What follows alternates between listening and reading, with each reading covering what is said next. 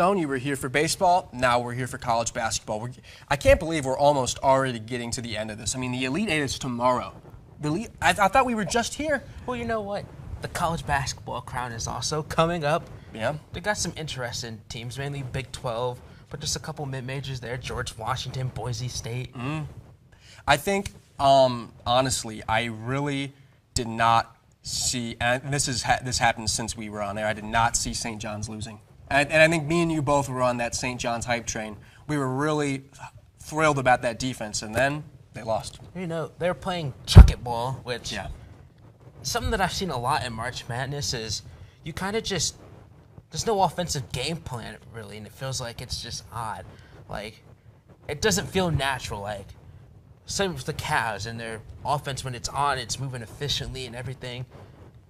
Teams are just throwing up shots, and you've seen that a lot. Like, the teams that come back in the first round from deficits, then they just start chucking up shots, and that's what happened to Arkansas. You know, Texas Tech made the big comeback, which that evoked 2006 UCLA versus Gonzaga. Adam Morrison pouring his emotions out into the court. Literally, I think there were tears out of his eyes on the court. Incredible ball game. That was like one of the largest Sweet 16 comebacks.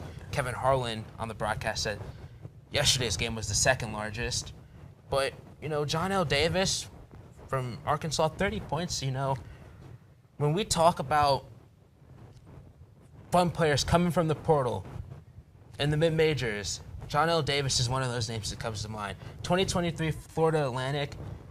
I still think UConn wins in the end, but that Florida Atlantic team is special, and their star players have gone to thrive on. Dusty May has gone to thrive on. He has a Sweet 16 contest tonight against Auburn, which I'm interested to watch that region play out. We have a potential Michigan State regional final, which will probably be the final game of the weekend.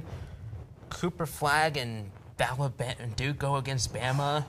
That is a spectacle. You know, I think a lot of people have talked about how, this year's bracket didn't have any Cinderella stories. College basketball is dying. I heard. Can you believe that? I heard someone say college basketball is dying. I mean, how could you think that? We're gonna have Duke, Alabama.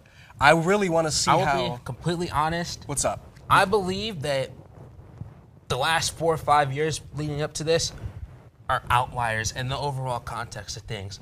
It's not, you never see 15 seeds go into the Sweet 16 in back-to-back years. Actually, 3 straight years. St. Peter's made the Elite Eight. It just doesn't happen. 16 seeds beating ones, it's only happened twice. 3 times if you count Harvard in '98 against Stanford.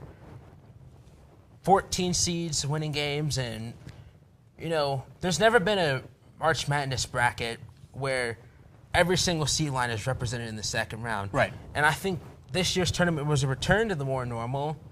And I know people talk about, the Cinderellas usually just get blown out in the Sweet 16, but they happened this year too. Alabama pummeled BYU, record 3-point outing. Close in points to Loyola Marymount in '94. Just this guy's amazing. Let things come back to normal. It's a more of a normal tournament feel. You got your upset with McNeese and stuff, but just enjoy the basketball. You know, we got a bunch of outlier years coming up, and I kind of wish we could go back to the old days where, you know, let the mid-majors have higher seeds. Agreed, definitely. Like, Akron is 28-6, and they're stuck at 13. 2009, they may be a 9 seed playing in tough battles. Davidson, 10 seed. Steph Curry going on his little run, upsetting Georgetown and Gonzaga, I believe. This guy is an absolute thesaurus. I have never, ever, and I know just a little bit. I make up most of the space in my head for, you know, some kind of important things like what music my girlfriend likes, you know, what my mom told me to buy, but mainly it's sports. No one compares to this guy in terms of knowledge, and I really agree with you. I think people have been spoiled with their They've been spoiled with the upsets. Thank you. There's a short amount of upsets. We had UMBC a couple